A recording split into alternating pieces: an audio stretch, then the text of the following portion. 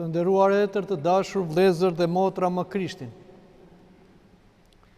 Është shumë e rëndësishme leximi, dëgjimi, por dhe interpretimi i shkrimit të shenjtë. Prandaj dhe Kisha ortodokse që mbështetet mbi shkrimin e shenjtë dhe mbi traditën, i jep një rëndësi kaq të madhe leximit të shkrimit të shenjtë dhe predikimit, interpretimit. Kjo është arsyeja që në liturgjinë hyjnore, që është lutja zyrtare e Kishës, ne lexojmë pjesë nga shkrimi i shenjtë dhe Kisha interpreton me anë të predikimit ose katekizmit. Konkretisht sot, në letrën drejtuar Korintasve, Apostulli Pavli i thoshte besimtarëve të asaj kohe, po dhe besimtarëve në kohën e sotme, këto fjalë që janë shumë të rëndësishme. A nuk e dini ju se jeni tempulli i Perëndis dhe se fryma e Perëndis banon në ju? Nëse dikush e prish tempullin e Perëndis, Perëndia do ta shkatërrojë atë, sepse tempulli i Perëndis është i shenjtë dhe ky tempull jeni ju. Si t'i kuptojmë këto fjalë? Njëherë, mbreti David, kur shikonte se kishte ndërtuar për vete pallate të veshura me fildish dhe me dru akacie, dhe shikonte që arka e Beslindjes rinte në një çadër, atëherë tha: unë nuk do vë gjumë në sytë e mi derisa të ndërtoj Perëndis një tempull prej guri, një shtëpi.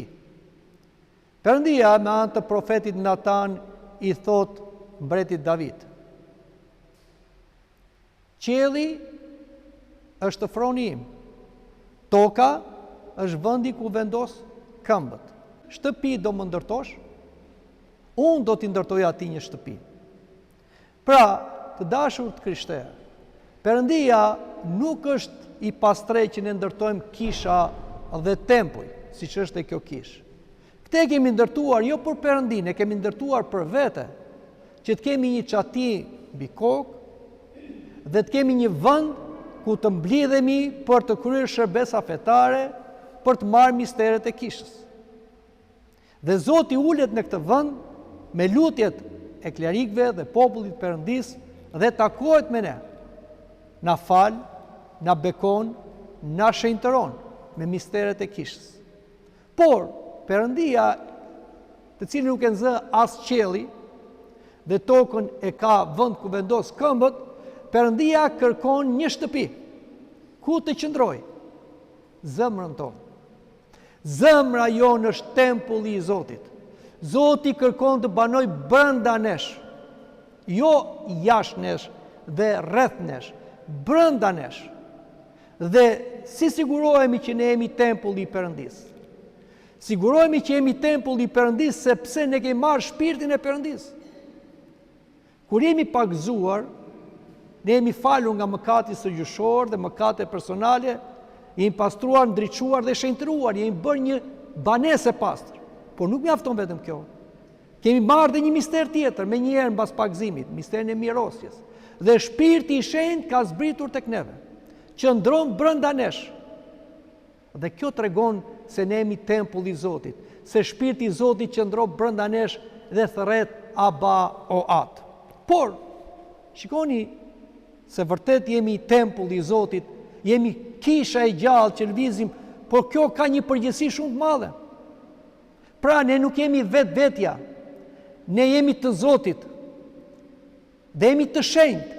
Ashtu si kjo kishë është e shenjtë dhe çdo gjë këtu është e shenjtë dhe duhet futur me frikë Perëndie dhe rrezikojnë, dënohen ata që dëmtojnë kishën, si ndërtesën, por flasin kundër kishës ose bëjnë mëkate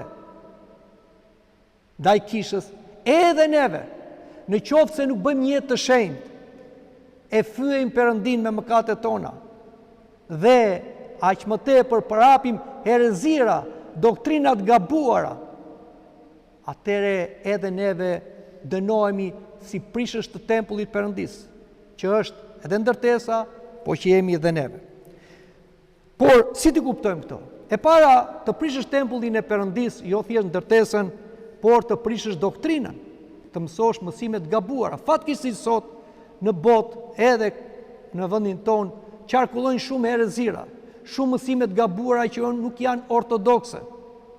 Dhe ka dhe të krishterë që në vend këtyre njerëzve mos ju japin as dorën, bashkëpunojnë me ata, takohen me ata, instruojnë ata. Dhe çfarë bëjnë? Gjoja në emër të mikpritjes humanitetit, afrojnë në shtëpitë e tyre heretik, mashtrues të mashtruar, uqër me lëkura dele, armiq të kishës, armiq të besimit. Dhe çfarë bëhen? Edhe këta të krishterë bëhen dhe ata heretik. Largohen nga kisha. Dhe humbi shpirtin e tyre. Pra, kemi kujdes. Dhe diçka tjetër, fatkeqësisht sot shikohet një tendencë për t'i bashkuar gjithë fetë bashkë. Që do të thotë që të gjithë fetë, është një herezi e kohëve moderne, të gjithë fetë janë nga Zoti. Janë si dritare në një ndërtesë, thuhet, ku zbret drita e diellit. Drita e diellit është Zoti dhe dritaret janë fetë. Jo. Kjo është gënjeshtër. Kjo është herezi. Ne të krishterë ortodoks nuk besojmë se gjithë fetë janë të Zotit. Jo. Një është Zoti, një është feja, një është kisha, një është pagëzimi. Të tjera fe ne i quajmë heterodokse, jo ortodokse, jo të vërteta, të gënjeshtra. Neve respektojmë fetë të tjerëve, por nuk jemi dakord me ata. Prandaj, jetojmë në një shoqëri multifetare. Por kjo nuk do të thotë se ne krijojmë një fetë të re, një pasticcio fetare, ku të ngatrojmë besimin tonë të krishterë me besimet e tjera. Çdo kush ka të drejtë të besojë si të dojë. Por neve të krishterë ortodoks duhet të qëndrojmë ortodoks në besim dhe në jetë. Dhe nuk duhet bëjmë një përzierje. Mund të kemi brenda marrëdhënieve tona shoqërore lidhje familjare, lidhje miqësore, shoqërore. Por kjo nuk na detyron që ne trajtojmë besimin tonë. Ne kemi besimin tonë krishterë ortodoks dhe nuk lëvizim as majtas, as djathtas, të tjerët kanë fenë e tyre. Nuk janë të detyruar ata të besojnë besimin tonë, nuk jemi detyruar ne të bëjmë çfarë bëjnë ata. Madje dhe kur ka festa fetare, dakord, ne jemi në një marrëdhënie shoqërore dhe neve mund t'i urojmë siç presim urime. Por, edhe të urimi duhet kemi kujdes. Nuk mund themi neve ta gëzojmë fenë ose festën e dikujt tjetër.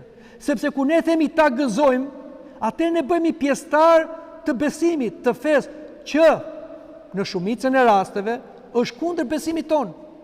Besimin në Zotin tonë Jezu Krisht, besimin në kryqëzimin dhe në ngjalljen e Krishtit, besimin në shenjtorët tanë, besimin në jetën tonë. Por si themi, ta gëzoni ju festën. Ne respektojmë gëzimin tuaj, por ne nuk marrim pjesë në gëzimin tuaj, sepse ne kemi një tjetër gëzim. Ne kemi gëzimin e Zotit Jezu Krisht, e Krishtit të ngjallur. Prandaj mos i ngatrojmë gjërat. Ndoshta mund vjemi rrethana të vështira, por të kemi kurajo, të kemi dëshmi ortodokse, them, më vjen keq, i afërmi im, miku im, shoku im, ti ke fen tënde, unë kam besimin tim.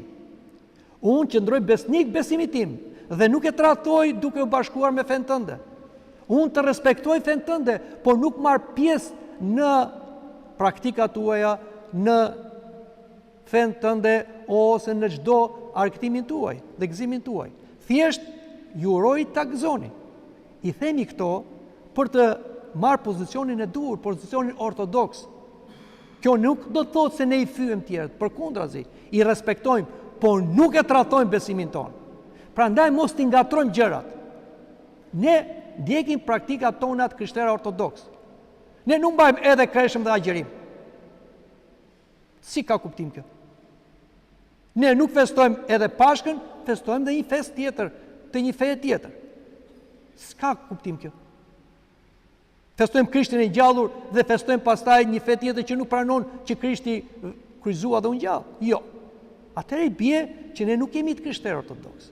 I themi të gjitha këto për treguar se ne e tempulli i Zotit, ne jemi kisha që flasim kudo që të jemi të vërtetën dhe i jetojmë të vërtetën. Ndryshe, në qoftë se neve do jemi me dy fytyra, do jemi me dy mendje, do jemi si të qalë ermajtas dhe djatës, Perëndia është xheloz. Unë jam një Perëndi xheloz. Perëndia na do për vete, nuk na do që ne të shkojmë dhe me tjerët. Prandaj, kush e prish tempullin e Perëndisë dhe Perëndia do e prish. Që do të thotë, jo thjesht të prishësh një ndërtesë kishtare, sepse kush e ka bërë atë është dënuar, por dhe të prishësh doktrinën, të krijosh një fe të përbashkët, një fe që s'ka një të vërtetë absolute, që është Zoti ynë Jezu Krisht. Atëherë edhe kjo është gabim i madh. Dhe dënohemi për këtë. Prandaj të jemi të kujdesshëm. Jemi tempulli i gjallë i Zotit që jetojmë në mënyrë ortodokse, flasim të vërtetën dhe veprojmë në mënyrë ortodokse dhe veprojmë drejt. Amin.